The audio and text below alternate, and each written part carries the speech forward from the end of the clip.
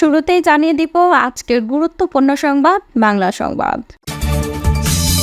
দেশের সকল নাগরিক ও বেকারত্ব সমস্যার সমাধান হবে বলে জানিয়েছেন তারেক রহমান।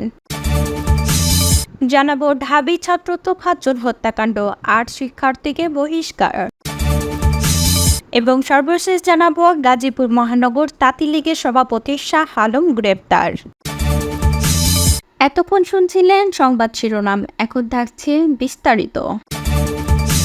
প্রিয় দর্শক, নিউজটি ভালো লাগলে চ্যানেলটি অবশ্যই সাবস্ক্রাইব করে সঙ্গে থাকুন এবং এই ভিডিও সম্পর্কে আপনার মূল্যবান মতামতটি কমেন্ট বক্সে জানিয়ে দিন। ধন্যবাদ। বিএনপির ভারপ্রাপ্ত চেয়ারম্যান তারেক রহমান বলেছেন, বাংলাদেশ প্রচুর সম্ভাবনা দেশ, এখানে লুকিয়ে আছে অফুরন্ত সম্পদ। সেই সম্পদ কাজে লাগিয়ে কর্মসংস্থান সৃষ্টি করে বেকার সমস্যার সমাধান করে দেশকে সামনের দিকে এগিয়ে নিতে হবে।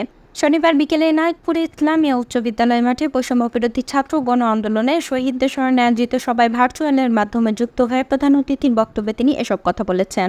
তারেক রহমান আরও বলেন, কোনো অবস্থাতেই বৈষম্যবিরোধী ছাত্র গণ আন্দোলনে বীর শহীদদের রক্ত বৃথা যেতে দেওয়া হবে না। মানুষের মত প্রকাশের স্বাধীনতা, ভোটের অধিকার নিশ্চিত ও মৌলিক অধিকার প্রতিষ্ঠা করতে হবে। নেতাকর্মীদের ধৈর্য ধারণের আহ্বান জানিয়ে তিনি বলেন, সবাইকে ঐক্যবদ্ধ হয়ে জনগণের পাশে থাকতে হবে, যাতে জনগণ আমাদের প্রতি আস্থা রাখতে পারে। কোনো অবস্থায় আইন হাতে তুলে নেওয়া যাবে না, কেউ আইন হাতে তুলে নিলে তার বিরুদ্ধে কঠোর ব্যবস্থা নেওয়া হবে। জেলার বেলকুচি ও চৌহালি উপজেলা এবং এনায়েতপুর থানা বিএনপির যৌথ উদ্যোগে আয়োজিত সভায় বিএনপির কেন্দ্রীয় কমিটির রাজশাহী বিভাগের সহসাংগঠনিক আমিনুল ইসলাম খান আলিম সভাপতিত্ব করেন। স্মরণ সভায় ভার্চুয়ালে যুক্ত হয়ে বক্তব্য দেন বিএনপির স্থায়ী কমিটির সদস্য ইকবাল হোসেন মাহমুদ টিকু। সভায় উপস্থিত থেকে বক্তব্য দেন বিএনপির সিনিয়র যুগ্ম মহাসচিব অ্যাডভোকেট রুহুল কবির রিজভী, জেলা বিএনপির সাবেক সভাপতি এমপি রুমানা মাহমুদ, সাধারণ সম্পাদক সাইদুর রহমান বাচ্চু ও প্রধান উপদেষ্টা ডক্টর এম.এ. মহিত প্রমুখ। ঢাকা বিশ্ববিদ্যালয়ের একটি আবাসিক হলে তোফাজ্জল হোসেনকে পিটিয়ে হত্যার ঘটনায় জড়িত থাকার অভিযোগে ৮ জন শিক্ষার্থীকে সাময়িক বহিষ্কার করেছে বিশ্ববিদ্যালয় কর্তৃপক্ষ। শনিবার এক সংবাদ বিজ্ঞপ্তিতে এ তথ্য জানানো হয়েছে।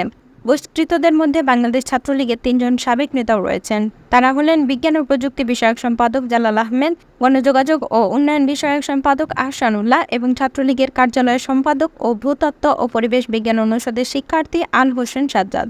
অন্য বহিষ্কৃত শিক্ষার্থীরা হলেন মাটি, পানি ও পরিবেশ বিভাগের মোহাম্মদ সুমন, পুষ্টি ও খাদ্য বিজ্ঞান ইনস্টিটিউটের মুফতাকিন শাকিন, উদ্ভিদবিদ্যা বিভাগের মোহাম্মদ ফিরোজ কবির, পদার্থবিজ্ঞান বিভাগের মোহাম্মদ আব্দুস সামাদ এবং অজিবুল আলম।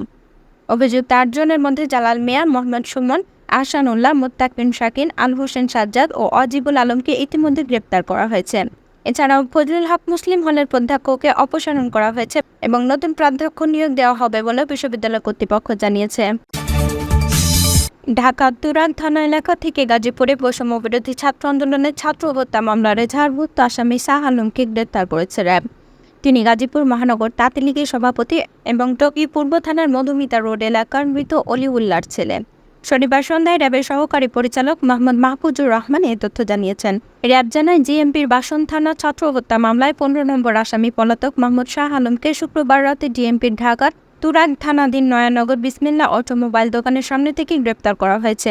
তিনি বৈষম্যবিরোধী ছাত্র জনতার আন্দোলনে গত ৪ আগস্ট গাজীপুরের বাসন এলাকা সংঘটিত ছাত্র হত্যার ঘটনা দায়েরকৃত মামলায় পলাতক আসামি। বাসন থানার ভারপ্রাপ্ত কর্মকর্তা জাহাঙ্গীর আলম কালের কণ্ঠকে বলেন, আসামিকে আদালতে প্রেরণ করা হয়েছে।